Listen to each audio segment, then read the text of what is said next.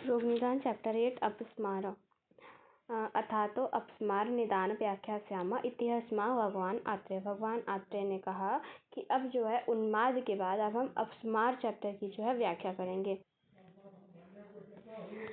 अपगता स्मृतिरिति अपस्मारा, इस विग्रह से स्मरण शक्ति की विकृति हो जाने पर अपस्मार रोग होता है। उन्माद के बाद अपस्मार की उत्पत्ति पहले हुई थी अतः उन्माद के बाद अपस्मार कहा गया है। अपस्मार क्या होता है? अपस्मार में क्या होता है कि स्मृति रीति अपस्मार अर्थात स्मरण शक्ति जो होती है उसमें विकृति हो जाती है, उसे अपस्मार कहते हैं।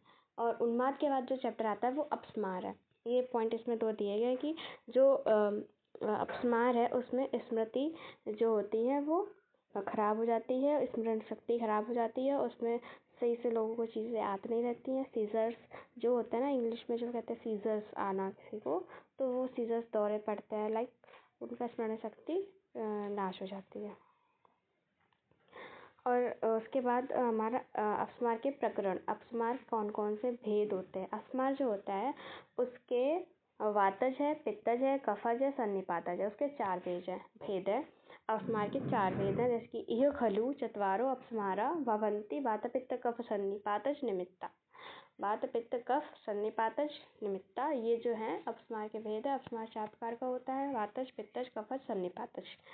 नेक्स्ट, आधुनिक चिकित्सा के अनुसार जो एपिलेप्सी है उसे हम 2 पार्ट्स में डिवाइड करते हैं, दैट इज पेटिट मर एंड ग्रैंड मर।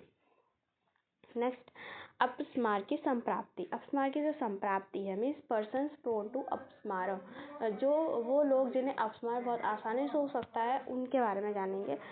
वे अपस्मार इस प्रकार के मनुष्यों में शीघ्र हो जाते हैं, वह जैसे कि जिसमें रज और तम के दूषित मन वाले होंगे, उन्मार्गगामी होंगे, विषम बहुत दोष वाले होंगे, मलिन होंगे, विकृत द्रव्यों से युक्त होंगे एवं अपवित्र भोज्य पदार्थों को विपरीत रीति से खाने वाले के नियमों के साथ सेवन करते हुए तथा तंत्र प्रयोगों को विपरीत नियमों से करते हुए और दूसरे विषम शरीर की चेष्टाओं को करते हुए मनुष्यों के या अधिक क्षीण होने से प्रकोपित हुए दोष तथा रज और तम से दूषित मन वालों की अंतरात्मा के सर्वश्रेष्ठ स्थान स्वरूप हृदय में और इंद्रियों के स्थानों में जाकर वे दोष उनमें वर्तमान रहते हैं।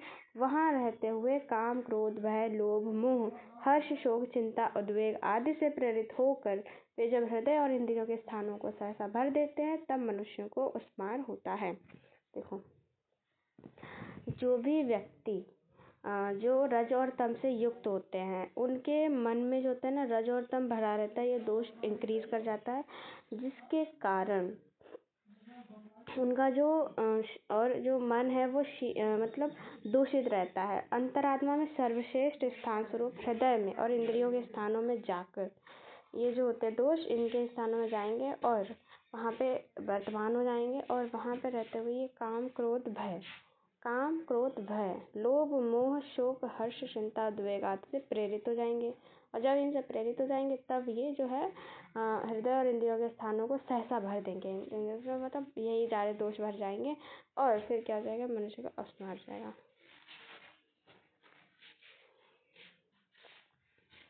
अपस्मार का क्या हो जाता है, अपस्मार और उन्माद। अपस्मार जो होता है वो जो होता है लाइक स्थायी नहीं होता है, जो उन्माद होता है वो स्थायी होता है, ठीक है। अपस्मार का स्वरूप, अपस्मार जो होता है स्मरण शक्ति जो होती है उसमें बुद्धि मन के विभ्रम से विभक्त चेष्टा युक्त कभी अंधकार में डूबते हुए की तरह ज्ञान शून्य होने को अपस्मार कहते हैं।